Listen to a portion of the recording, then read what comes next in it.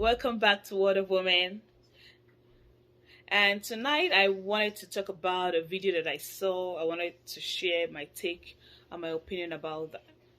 I'm going to actually slot this video, in this slot the video that I saw in this video. But just in a nutshell, the video was about a guy, you know, a guy in a particular area in Nigeria or Lagos, Nigeria, Makoko, you know, came together um, with some other people, like philanthropists, nice people coming together to give the children in that particular area education. I love the idea. I love the concept. So please, let us try to donate towards this, individual trying to at least just give these children basic education that they need. Because without education, you know, we won't we won't get to our full potential. No matter what, I remember Tyler Perry saying one time that if he had education at his early stage in his career, it would have probably made him more. So no matter what part or um, line we want to be in life, whether an entertainer or a doctor or whatever, we still have to have that basic education. And that's why I really appreciate this individual coming together with some other people, educating, these children. But my take actually on this particular video, it's about women. And I remember that particular area, Makoko. I do know that area a little bit. When I was living in Nigeria, I had the opportunity to go to that area. Now, my concern is then when I go to that area, I actually see a lot of women, with lots of kids. And as little as I was then, even though I never knew that in future or right now, I'll be so much in love with women affairs, being trying to be an activist, a feminist, and all that. But I remember then I saw a lady. The lady actually sews my outfit. Actually, I had a tailor in that area, and she had a little child that was probably two, if I remember, and then she had a baby, and then she was pregnant, and then she had another two elderly children, like maybe 15 or 16, if I remember, from a previous marriage.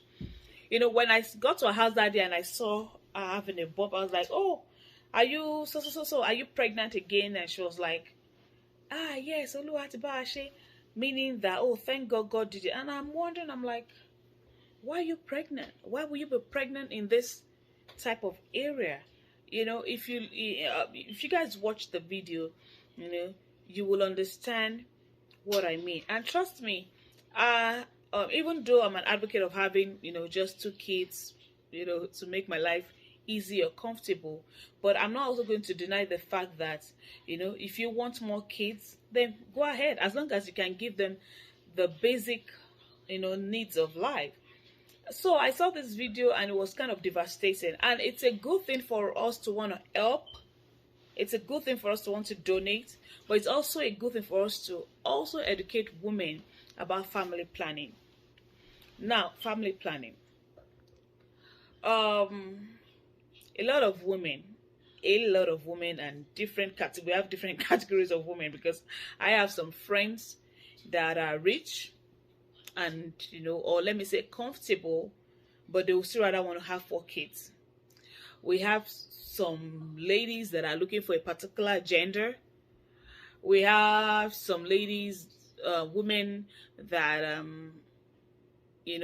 just having babies as a recreation. And that's what I'm going to classify these people that stay in Makoko, because, and it's not just that particular lady. It's like every hook and corner of that particular area. Then, you will see women having like 4 or 5 kids in a swamp, and I couldn't just comprehend it. I had to tell the lady, I was like, "But why are you pregnant again? You have a boy, you have a girl, you have elderly ones. These kids, they are not educating, they are not going to school.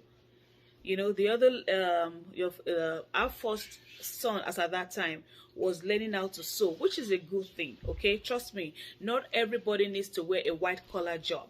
Not everybody needs to wear that. But if you're going to live in that type of area and you keep bringing kids into the world, I think we need to start educating each other more about family planning. And that's why I decided to bring it up. This is my take. It's a good thing for us to want to donate, but it's also good or better for us to educate these women about family planning. You know, yes, you can want to have babies and all that, but we shouldn't be bringing babies into this world if we can't take care of them. And I don't like this saying that I hear in my Yoruba culture that "Ọlọ́run ló ń báyàn tọ́mọ," meaning that it's God that takes care of the children, or maybe one come follow more. You know, Yoruba has all this type of adage that I'm like, a lot of them are good that I could reckon with and all that, but some of them I'm just like, seriously. And I remembered growing up, we had lots of cousins or people coming to our house that my dad was taking care of, and trust me, it's a Nigerian culture. I like that. But if you have like 10 people living in your house, and then you have to take care of them, and then you have these family members still giving birth to kids, like, seriously, we need to put a halt to that. So please, let us, when you have, especially some of our women that are less privileged, that don't have access to basic things. I'm not going to say good life, to basic things of life. And what are the basic things of life? We need shelter, we need food, and what's the third one that we always need? And clothes. Thank you, that's my daughter right there, she said clothes. So if we have those three things, at least, everybody, I believe everybody should have access to that, should have access to shelter, food, and clothes. And if you personally are being deprived of that, why do you want to bring 6, 7, 4, 5 kids into this world to go through that with you? It doesn't just make sense. So please, family planning is very important, not just for the less privileged, also for us, for some of us that are a little bit comfortable. And I'm going to share this experience also. I had a friend, and my friend is late now, by the way. I was in the States, and I got a call that she died, and I already knew at that moment that she was trying to give birth. And the next question I asked, and this was about maybe like 10 years ago now, thereabout, that my friend died. And the first thing I asked my friend that called me was like, was she trying to give birth? She said yes, she was trying to give birth. She had 4 girls. She was trying to have another one. And truly, she actually, her last baby, the 5th one, was a boy. But unfortunately, she's not there to take care of the baby. So what's the point? What's the point? I always refer to Meghan Markle because, I follow her, and her lifestyle, her story is kind of dynamic, kind of interesting. I always tell people, her mother could have had another child, probably a guy, that would have been useless. But just that one child that Miss Dory Regland had, which is Miss Meghan Markle, has brought her fame, light, comfort. You can just name it. And if you're not being biased, most times people would tell you that Dory or Doria, I think that's the name, is Doria, raised Meghan Markle well, even before she came into limelight, like, getting married to the prince. She was already in she was already popular. But before she even got married to the prince, a lot of people that knew her knew that she was well trained, she was disciplined. So I really don't understand our rationale. I also lost the lady that baked for, during my wedding, years ago. When I got to Nigeria years ago, then also, I called. I wanted to order, cake from her and they told me she died. I'm like, why did she die? She was over 40. She was trying to, she was looking for a boy. Come, ladies, please let us wake up. You guys don't understand what it means to have a healthy baby. You guys don't even really know.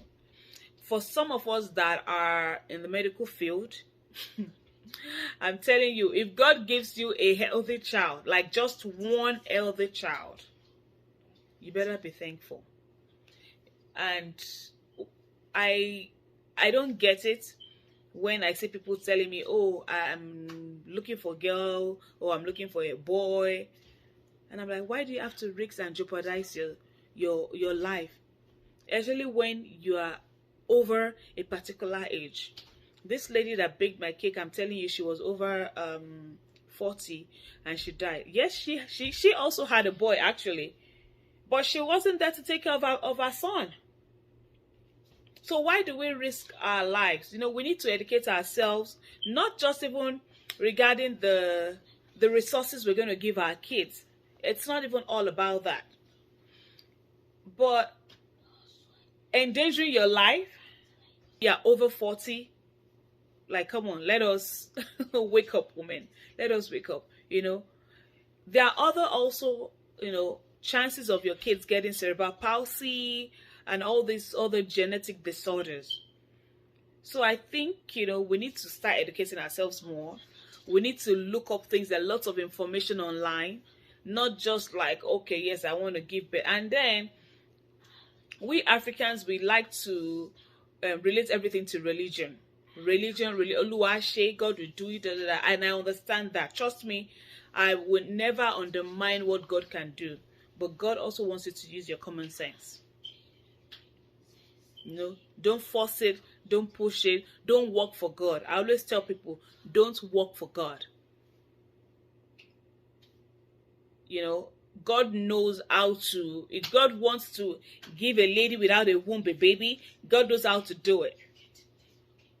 So we shouldn't be pushing stuff on ourselves. We shouldn't be putting pressure on ourselves. This life is complicated itself.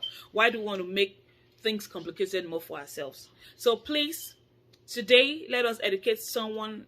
Let us, if you have anybody like a friend or somebody telling you they still want to give birth and they are over 40, like, come on, tell them, like, are you okay? Are you sure? Print stuff for them. Let them see the risks and benefits and all that. Educate them, talk to them about family planning, encourage them, look for role models that are made it, even without kids. Trust me, I love kids, okay? I don't want you thinking I don't love kids. I love kids so much, I'm into my kids all the time, but please, we need to be smart. Our health is very important to us. The quality of lifestyle we give our kids also is very, very important. Okay, so please let us take it today that, you want to have babies, you have to think twice, especially when you don't have the means of doing that. Having said that, please, I tried, because I got this video, the guy I told you from Makoko, but there's no account, there's no phone number to us watch. He's soliciting for help, but I don't have a particular place where I could call or try to generate money for for me. He's actually doing a good job. Him and his team are actually doing a good job, and I commend him for doing that. And we need more people like that too, to help serve the community. But we also have to educate our women that, zip up. Okay, so thank you so much. I decided to just quickly make this video before going to bed, and peace out. I'll see you soon.